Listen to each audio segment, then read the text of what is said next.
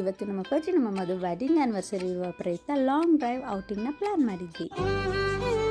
ಕಾರಲ್ಲಿ ಮಳೆಯಲ್ಲಿ ಸಾಂಗ್ನ ಕೇಳಿಕೊಂಡು ವೆದರ್ನ ನೋಡಿಕೊಂಡು ಚಿಲ್ ಮಾಡಿಕೊಂಡು ಹೋಗೋ ಮಜನೇ ಬೇರೆ ಇರುತ್ತೆ. ಇವತ್ತು ನಾವು ಹೋಗಿದ್ದು ಚಿಕ್ಕಬಳ್ಳಾಪುರದಲ್ಲಿರುವ ಈಶಾ ಫೌಂಡೇಶನ್ಗೆ. ಹೋಗಬೇಕಾದ್ರೆ ಎಂಟ್ರೆನ್ಸಲ್ಲೇ ಸದ್ಗುರು ಸನ್ನಿಧಿ ಅಂತ ಬೋರ್ಡ್ನ ನೋಡಿದ್ವಿ. ಇಲ್ಲಿ ಯೋಗ ಎಲ್ಲ ಮಾಡ್ಬೋದು ಅಂತ ಸೂಪರ್ ಎಕ್ಸೈಟ್ಮೆಂಟಲ್ಲಿ ಒಳಗಡೆ ಹೋದ್ವಿ. ಫಾರ್ ದ ಫಸ್ಟ್ ಟೈಮ್ ಇಷ್ಟು ಹೈಟ್ ಆಗಿರೋ ಶಿವನನ್ನು ನೋಡಿಬಿಟ್ಟು ನನಗಂತೂ ತುಂಬಾ ಖುಷಿಯಾಗಿ ಮಾತೇ ಬರ್ದಂತಾಯಿತು.